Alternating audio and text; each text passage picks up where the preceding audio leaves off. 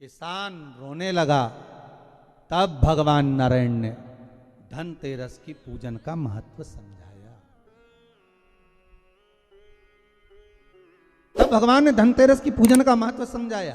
सुनो किसान, मृत्यु लोग पूजन करता है। धनतेरस के दिन कार्तिक महीने में पड़ने वाली सुंदर त्रयोदशी तिथि को जो धनवंतरी की पूजन करेगा, उसके घर से लक्ष्मी कभी बाहर नहीं जाएगी। नारायण जैसे बोले तो किसान तुरंत प्रसन्न हो गया। प्रभु प्रभु आप मुझे वो उपाय, आप मुझे वो पूजा का प्रयोग, आप मुझे वो महत्व उस धनवंतरी पूजन का, उस धनतेरस की पूजन का बता दीजिए, जिससे मेरा कल्याण हो जाए, जिससे मेरा उद्धार हो। भगवान विष्णु बोले, किसान सुनो, ये धनवंतरी मेरा ही एक अंश होता है। जैसे मेरे हाथ में शंख चक्र गदा पद्म सब धारण करा हुआ हूं, उसी तरह धनवंतरी का स्वरूप का यदि आप दर्शन करेंगे, आप धनवंतरी के चित्र का अगर दर्शन करेंगे, तो एक हाथ में उनके भी चक्र है, एक हाथ में उनके शंख है, एक हाथ में उनके औषधि है, एक हाथ में उनके अमृत का कलश है, और भगवान स्वयं नारायण का अंश प्रकट हो रहा है। बोल धनवंतरी भगवान की, धनवंतरी भगवान की। कहते हैं धनवंतरी भगवान का प्रागट्य जब हुआ था, तो भगवान शंकर ने धनवंतरी देव को देखकर कहा, वाह रे प्रभु वाह, क्या सुंदर स्वरूप धारण कर कर आए हो। प्रभु जब मेरे लिए विष लेकर आए थे तब एक आनंद दूसरा था, पर आज अमृत लेकर आए, उसका आनंद दूसरा है। बहुत अलग अलग बातें महाराज जी। शिव महापुराण की कथा कहती है, दो तरह की वाणी होती है। एक में आपने क्रोध कर दिया, आप शब्द कह दिया, ताना दे दिया, गालियां दे दी, और एक शब्द अमृत का मीठा बोल दिए, प्रेम की वाणी बोल दी, उसका एक आनंद दूसरा है, उसका एक संबोधन दूसरा है। एक विष लेकर आ रहा है, एक अमृत लेकर आ रहा है। शिव जी कहते हैं जो अमृत लेकर आ रहा है उसका आनंद ही दूसरा है, उसके चेहरे की चमक ही दूसरी है। भगवान विष्णु कहते हैं, सुनो किसान, मैं आपको धनवंतरी पूजन का विधान बताता हूं। भगवान कहते हैं, किसान सुंदर कृष्ण पक्ष की त्रयोदशी को कार्तिक के महीने में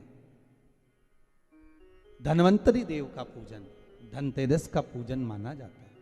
सुनो किसान, एक सुंदर भूमि पर देसी गाय का गोबर से लीपन कर कर, अगर गाय का गोबर ना मिले, सुंदर जल से लीपन कर कर, वहां एक सुंदर चौक को पूर कर, आप सभी को ज्ञात होगा कि चौक पूरने में रंगोली का प्रयोग नहीं होता।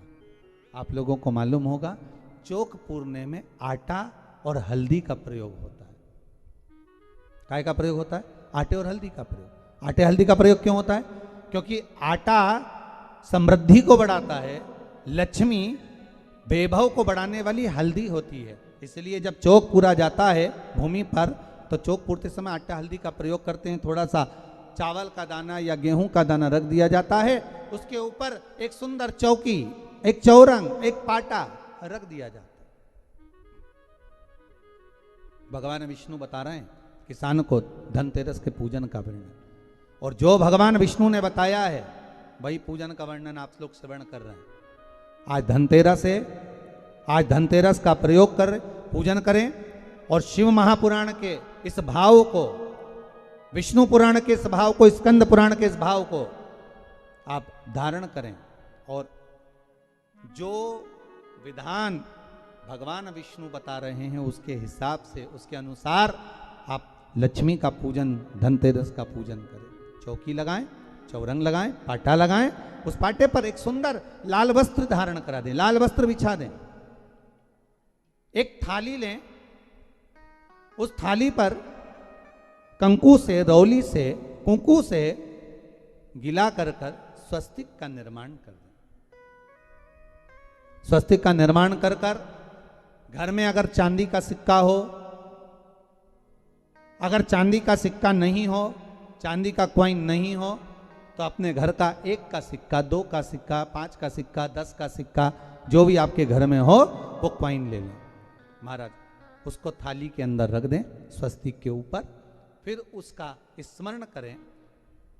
आटे के 7 दिए बनाएं, एक थाली में, एक प्लेट में रख लें, घी के दिए बनाएं और उसमें सुंदर बाती को लगा दें। ध्यान दीजिएगा, इसमें जो बाती लगेगी वो लंबी बाती लगेगी। लक्ष्मी जी की पूजन में जितनी भी बाती लगे वो लंबी लगे। महाराज घी के दिए लगा दें 7, 7 दियों को प्रज्वलित कर लें, प्रकट कर लें। एक दिया तेल का लगा लें। तेल का जो दिया लगाया है, जहां पर आपने सिक्का रखा है, कॉइन रखा है, उसका लेफ्ट हैंड, मतलब आप ऐसे बैठे हो तो आपका सीधा हाथ की ओर आप तेल का दिया लग दें।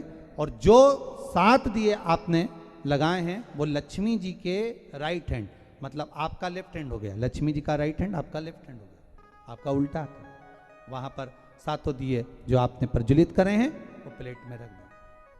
सुंदर थाली जो आपने पूजन की तैयार करी है उसमें कुंकू, रोली, हल्दी, अबीर, गुलाल, चंदन, मौली, लाल धागा, मौली, अमरबेल के टुकड़े,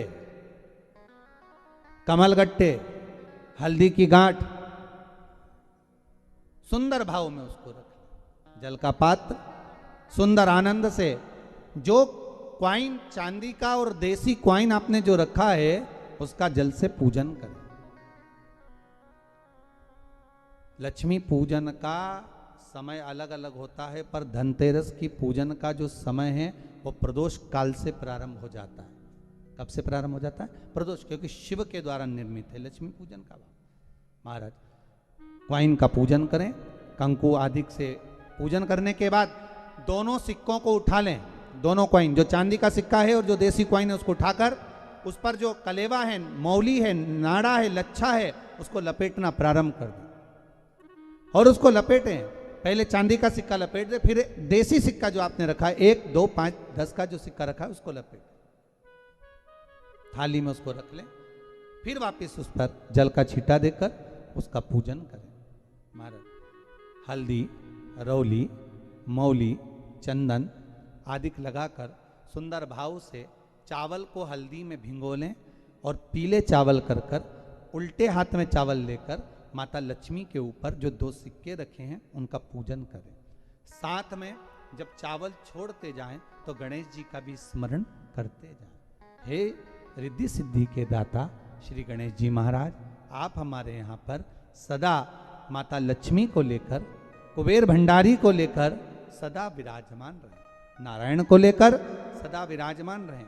चावल छोड़ते जाएं और बाबा से विनती करते जाएं, माता लक्ष्मी से निवेदन करते जाएं, भगवान शिव का स्मरण करें, भगवान नारायण का स्मरण करें, माता लक्ष्मी का स्मरण करें, रिद्धि सिद्धि के दाता भगवान श्री गणेश जी महाराज का स्मरण करें, छोड़ते जाएं। जब चावल पूर्ण छोड़ देवें, पूजन पूरी तरह से हो जाए, तब महाराज 7 सुंदर आनंद से अमरबेल के टुकड़े, अमरबेल वृक्ष पर एक पीले कलर की बेल चलती है, पीली, उसमें पत्ते नहीं होते, वो किसी भी वृक्ष पर डली रहती, वो अमरबेल कहलाती। ये अमरबेल लक्ष्मी पूजन में, समृद्धि के लिए, मकान के मुहूर्त के समय पर, गृह प्रवेश के समय पर बहुत कार्य आती है। महाराज ये अमरबेल को पानी की जरूरत भी नहीं पड़ती, आप रूप किसी वृक्ष पर डाल दी जाए वो अपने आप फलती चली जाती है। उसी तरह हमारे यहाँ भी हम भगवान से यही प्रार्थना करते हैं, जैसे अमरबेल बिना पानी पड़े भी किसी भी वृक्ष पर डाल दी जाए पनपती जाती है, बढ़ती चली जाती है, ऐसे हमारे घर में बेभव लक्ष्मी बढ़ती जाए। अमरबेल के 7 टुकड़े, कमलगट्टे 7, हल्दी की गठान 7 माता लक्ष्मी को समर्पित कर दें। दोनों हाथों में हल्दी पिसी हुई लीजिए और माता लक्ष्मी के ऊपर उसे चढ़ाना प्रारंभ कर दीजिए। 7 बार पिसी हुई हल्दी वो सिक्कों पर चढ़ा दें, अपनी मनोकामना कर कर अपने घर में माता लक्ष्मी को विराजमान करने के लिए। जब हल्दी पूर्ण चढ़ जाए, हाथ में कुंकू ले लीजिए, रोली ले लीजिए, उस रोली कुंकू को भी माता लक्ष्मी को समर्पित करिए। तब इसके पश्चात सुंदर जो भी घर में मिष्ठान हो, मीठा हो, नहीं हो, शक्कर हो, गुड़ हो, मिश्री हो, जो भी आपके पास में हो, खड़ी शक्कर हो, वो भगवान को, माता लक्ष्मी को भोग रख दीजिए। अगर कुछ मीठा बना हो तो मीठा रख दीजिए। महाराज घर में संपूर्ण पूजन कर कर, आपके घर में जो देवालय में भगवान बैठे हैं उनका भी पूजन करिए। पूजन करने के पश्चात आप माता लक्ष्मी से निवेदन करिए, हे माँ आप हमारे यहाँ सदा विराजमान हो। महाराज ये जो पूजन है भगवान विष्णु जो बता रहे हैं किसान को, ये 5 दिन की पूजन है पूरी पूरी। आज कौन से दिन का पूजन बता रहे हैं? पहले दिन का। आज धनतेरस से रूप चौदस, अमावस्या, एकम और दूज, ये 5 दिन तक दीपावली का पर्व मनाया जाता है, दीप महोत्सव मनाया जाता है। पूजन करने के बाद जो 7 दिए आपने प्लेट में रखे हैं, थाली में रखे हैं पूजन के लिए, घी के, उन 7 दियों से माता लक्ष्मी की आरती उतारिए। उन 7 दियों से माता लक्ष्मी का पूजन करिए। माता लक्ष्मी से विनती करिए, मां हम आपके पुत्र हैं, मां आप हमारे घर का रास्ता भूल गई हो, मां बहुत कष्ट है, बहुत दुखी है, पर भगवान शिव पर विश्वास कर कर, कुबेर भंडारी पर, कुबेरेश्वर महादेव पर विश्वास कर कर, भगवान नारायण के सुंदर प्रसंगों पर विश्वास कर कर, मां भगवान शंकर का अनुमोदन कर कर, हे मां आप हमारे घर में विराजमान हो, मां आप हमारे मार्ग को, हमारे घर को, हमारे घर के रास्ते को, हमारे घर के द्वार को आप भूल गई हो, मां हे बेबहू लक्ष्मी, हे धन लक्ष्मी, हे संतान लक्ष्मी, हे मां लक्ष्मी, हे धान्य लक्ष्मी, आप हमारे घर में विराजमान। 7 दीप जो प्रज्वलित करे हैं उससे माता की आरती उतारिए। फिर माता को झोली पसार कर प्रणाम कर कर भूमि पर नमन करो। जब झोली पसार कर प्रणाम करें, झोली को अपनी ओर गिरा लें और माता को नमन कर कर जो 7 दिए आपने लगाए हैं, उन 7 दिए को अलग अलग स्थान पर ले जाकर, जैसे घर के हॉल में, एक रसोई घर में, एक जहां पर आप लक्ष्मी रखते हो उस स्थान पर, एक घर के द्वार के पास में, एक तुलसी के क्यारे के पास में, ऐसे अलग अलग 7 स्थान पर उन दीप को रख दिया जाए। महाराज एक भगवान का जहां पूजन हुआ है, लक्ष्मी की जहां आराधना करिए, एक दीप वहां पर भी रखा जाए। जो तेल का दिया लग रहा है उसके पास में, फिर कहेंगे तेल का दिया माता लक्ष्मी के उल्टे हाथ पर और घी का दिया माता लक्ष्मी के सीधे हाथ पर। मतलब जो सिक्के आपने रखे हैं उस सिक्के का उल्टा हाथ तेल का, मतलब आपका सीधा हाथ होगा जहां तेल का दिया रखाएगा, और जहां आपका उल्टा हाथ होगा जहां पर घी का दिया लगाएगा, वहां माता जी का सीधा हो गया, आपका उल्टा हो। माता का स्मरण, माता लक्ष्मी से निवेदन करिए, हे मां कृपा सागर, करुणा सागर, मां आप भगवान विष्णु के साथ विराजमान हो, आप भगवान नारायण के साथ में हमारे यहां सदा विराजमान हो, मां ऐसी कृपा कर दीजिए। महाराज मां से विनती कर कर बड़ा उत्साह, बड़ा उमंग, बड़ा आनंद रखना, ये भाव रखना घर में।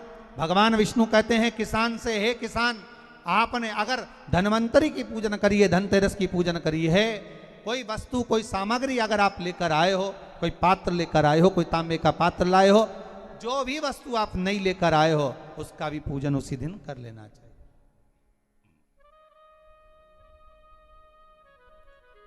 उसका भी पूजन कर लेना चाहिए।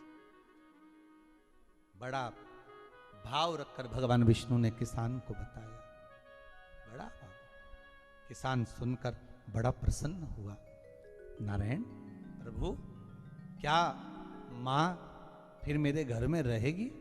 भगवान कहते हैं सुनो किसान, ये लक्ष्मी अगर आप धनवंतरी का पूजन करते हो, धनतेरस का पूजन सुंदर कार्तिक के महीने की कृष्ण पक्ष की त्रयोदशी को अगर आप कर रहे हो, तो ये लक्ष्मी भले मेरे साथ बैकुंठ में जाकर रहे, पर लक्ष्मी का एक अंश तुम्हारे घर से कभी नहीं जाएगा, वो सदा विराजमान रहेगा। ऐसी है मां धन्वंतरी की।